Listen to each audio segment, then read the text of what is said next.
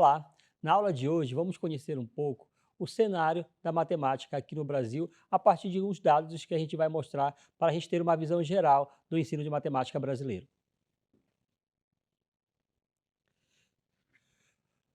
Nosso objetivo, então, é conhecer o cenário de matemática no Brasil e destacar a importância dos conhecimentos profissionais dos professores que ensinam matemática. Vamos refletir então sobre algumas questões que é necessário a gente pensar quando a gente fala da educação brasileira. Como está a educação no Brasil? E como está o ensino de matemática no Brasil? Como posso saber deste cenário? É importante a gente pensar nessas questões porque elas podem nos nortear a nossa própria prática de ensinar matemática na sala de aula.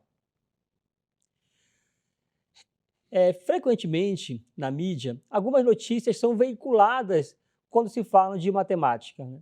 Trouxemos aqui 3 notícias que mostram essa importância, né, de conhecer o cenário de matemática brasileiro. No entanto, a gente percebe, por exemplo, nas 2 notícias que estão de fundo vermelho, que elas mostram um contraponto importante na matemática do Brasil. De um lado, nós temos aí o resultado que mostra a dificuldade dos estudantes em matemática, especialmente no ensino médio, e de outro, mostra que a grande importância e o desenvolvimento de pesquisadores na área de matemática aqui no Brasil, né? Então, 2 contrapontos que colocam em cena o cenário da matemática no Brasil, tanto no ensino quanto na pesquisa. E do outro, a última notícia mostra que o Brasil é potência mundial na pesquisa matemática no ensino básico, nas disciplinas. No entanto, as disciplinas ainda enfrentam desafios. Então, conhecer esse cenário, conhecer que nós estamos avançando nas pesquisas e conhecer a realidade da educação básica brasileira são conhecimentos importantes para a gente ter uma prática de ensino de matemática voltado para o ensino e para a melhoria da qualidade da educação. No Brasil, algumas avaliações são aplicadas, né, permitindo, de certa forma, conhecer o cenário educacional brasileiro a partir de diferentes perspectivas. De modo geral, no Brasil nós temos algumas avaliações. Cita-se aqui o SAEB, que é o Sistema de Avaliação da Educação Básica, e, a nível estadual, as unidades da federação têm criado também sistemas de avaliações próprios. Cita, por exemplo, o Sistema de Avaliação do Rendimento Escolar do Estado de São Paulo, o SARESP, e o Sistema Paraense de Avaliação Educacional, o SISPAE. Esses sistemas foram criados com o objetivo de conhecer um pouco da realidade local de cada região do Brasil a partir de seus sistemas de avaliação. Vamos falar um pouquinho, então, sobre o SAEB, né? O SAEB, como já falei anteriormente, é o Sistema de Avaliação da Educação Básica e tem como objetivo avaliar a equidade e a eficiência da educação praticada no país. Quem é que faz essas avaliações do SAEB, né?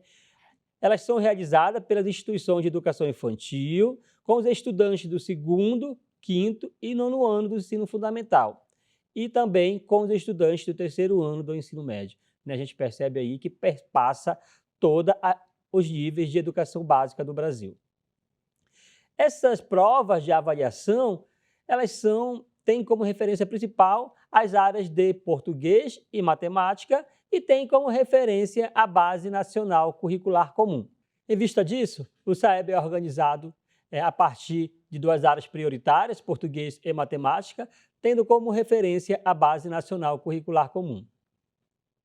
Ele está organizado, como falei, em 2 áreas de conhecimento, principalmente português e matemática, mas também há em estudos, né, as áreas de ciências da natureza e humanas.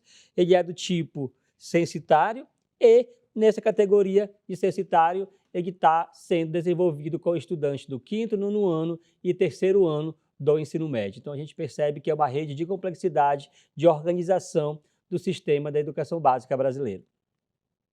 Para mostrar um pouco dessa realidade, trouxe aqui um gráfico que tenta mostrar, por exemplo, a realidade da matemática no Brasil. A gente percebe que os gráficos em azul e os gráficos em verde, que tratam aí do 5º ano e do 9º ano, trazem aí mesmo que minimamente, um avanço em relação à educação matemática no Brasil. No entanto, com a linha amarela que trata do ensino médio, esse avanço não foi tão significativo, né? Deixando a aprendizagem do ensino médio um pouco abaixo do nível esperado no cenário nacional. E esses dados referem-se aos anos de 2005 a 2023. Né? A gente percebe um longo período de análise da aprendizagem de matemática dos estudantes do 5º ao ensino médio. Em vista disso, temos, né, como escala de avaliação do SAEB os níveis de proficiência. A gente percebe lá que, ao olhar o gráfico anterior, que o ensino médio, por exemplo, ficou abaixo do nível adequado, que é de 355 pontos. E que esses níveis de avaliação, eles variam, lá falando aqui de nono ano, do nível 1 ao nível 9, tendo aí algumas categorias de análise e de avaliação das áreas de matemática no Brasil. E em nível internacional, como é que está o Brasil em comparado com outros países? Para isso, recentemente foi aplicado no Brasil, o Brasil aderiu à prova avaliativa do Estudo Internacional de Tendências em Educação Matemática e Ciências. Essa adesão aconteceu no ano de 2022. E o que é esse Estudo Internacional de Tendências em Matemáticas e Ciências? Ele tem como objetivo avaliar os principais conteúdos e domínios cognitivos em matemáticas e ciências, a serem testados no 4º e nono ano. Especificamente, essa prova internacional, essa avaliação internacional, ela foi aplicada para os estudantes do 4º e 8º ano. É um tipo de avaliação que acontece a cada 4 anos. O Brasil participou pela primeira vez em 2023, né? E a aplicação dos testes ocorreu em agosto e setembro de 2026. Dentre as diferentes avaliações a nível nacional, como o SAEB, e a nível regional, como as avaliações de cada estado, o Brasil também aderiu, a partir de 2023, a uma avaliação internacional de matemática e ciências. Diferentemente do SAEB, essa avaliação internacional ela é aplicada nas áreas de matemática e ciências. Para a gente ter um pouco desse cenário a nível internacional, eu trago aqui dados referentes ao 8º ano do ensino médio a partir dessa prova de avaliação internacional que acontece no Brasil. Vamos olhar agora para essa barra, a maior barra em vermelho que está referente ao Brasil. O que isso significa? Significa que 62% dos estudantes brasileiros não alcançaram nível baixo em matemática, ou seja, os estudantes brasileiros ficaram abaixo do baixo em matemática, considerando esse sistema de avaliação internacional. Observa-se também que, se a gente for fazer uma comparação entre Brasil e a média nacional, né, a gente observa que esse valor está abaixo do baixo, que a nível internacional é de 19%. Né? E apenas 1% dos estudantes brasileiros atingiram o nível máximo de proficiência em matemática. São dados importantes, são dados coerentes, aplicados a partir do tipo de avaliação, é claro, mas que mostram também a realidade da matemática no Brasil em comparado a outros países do mundo. E o que é avaliado em matemática? A gente já falou, né, que estão organizados em níveis, né, de avaliação, e a gente observa aqui nesse gráfico, que está destacado aqui em vermelho, o Brasil alcançou aí 378 pontos em 2023, mas a gente observa que os últimos estados, né, aqui desse gráfico mostra o baixo desempenho em matemática das regiões do Norte e Nordeste brasileiro. Né? Esse gráfico mostra um cenário de desigualdade da aprendizagem matemática no Brasil em relação Norte e Nordeste com os outros estados da unidade da Federação Brasileira.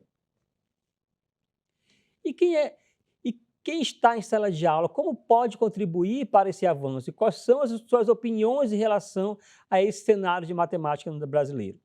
Para isso, foi realizado no Brasil, recentemente, a escuta nacional de professores e professoras que ensinam matemática a partir de uma política denominada de Compromisso Nacional Toda Matemática, lançada em outubro de 2025. O objetivo foi conhecer os professores que ensinam matemática na educação brasileira. ela aconteceu em março de 2025, participaram 57 mil professores dos anos iniciais ao ensino médio e 24.165 mil escolas aderiram em 4.118 municípios. Então, foi uma ampla pesquisa realizada pelo cenário educacional brasileiro a partir de suas políticas. Os dados iniciais mostram alguns resultados, né? O que dizem os professores, então, a partir desta pesquisa? Esses dados iniciais revelam que um terço dos professores dos anos iniciais não se sente preparado para a avaliação em matemática. Revela também que apenas 35% desses professores dos anos iniciais do ensino médio relatam ter recebido alguma formação aprofundada em recomposição da aprendizagem matemática, né? Percentual aí que recai para menos de 25% quando a gente fala dos anos iniciais do ensino fundamental.